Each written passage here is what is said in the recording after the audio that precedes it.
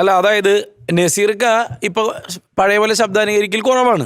വേണ്ടട്ടോ, നീ ചായ അടിച്ചാ മതി, നീ എന്നെ അടിക്കാൻ നിൽക്കണ്ട. ഓക്കെ, നസീർക്കയുടെ കുറെ കൾട്ട് ക്ലാസിക് ഐറ്റംസ് ഉണ്ട്, അത് ഈ ശബ്ദത്തിൽ എനിക്കൊന്ന് കേൾക്കണമെന്നുണ്ട്. നമ്മുടെ പേരിനുണ്ടായ ഡാമേജ് അത് നമുക്ക് തിരിച്ചു പിടിക്കണ്ടേ? എല്ലാ പേരുടെ കളയാനാ.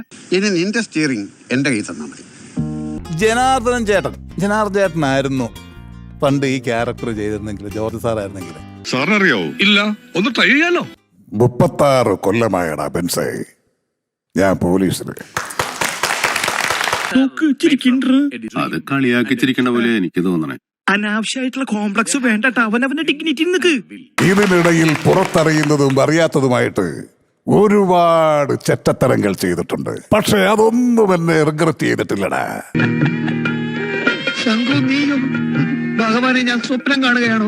എന്റെ പൊന്ന് ശംഖു, എനിക്കൊരു പിടിയും കിട്ടിയില്ല, എന്നോട് ക്ഷമിക്ക്.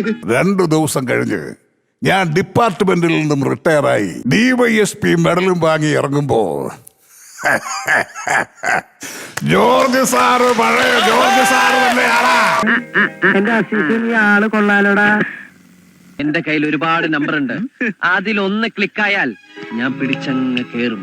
നിന്നെ കാണാൻ ജോർജ് സാർ ഇവിടെ വന്നിട്ടുണ്ടേ, നിന്റെ മുമ്പിൽ ജോർജ് സാർ ഇങ്ങനെ നിന്നിട്ടുണ്ടേ. നീ ഇനിയും ഈ ജോർജ് സാറിനെ ഒരുപാട് പഠിക്കാനുണ്ടരിയാ. അടിപൊളി, എങ്ങനെ ചെയ്തു? It's nothing but practice. ഈ വർഷം പിടിച്ചിരിക്കാൻ ലൈറ്റമായി. നീ എന്താ ഇരുട്ടത്തിരിക്കുന്ന? ജീവിതം മൊത്തം ഇരുട്ടിലേക്ക് നീങ്ങുകയല്ലേ. 36 കൊല്ലമായടാ ബെൻസേ ഞാൻ പോലീസിൽ. നീയാണ് മോനെ ആൺകുട്ടി, ഇത്രയും ഇങ്ങനത്തെ ഒരു നരി ഞാൻ കണ്ടില്ല.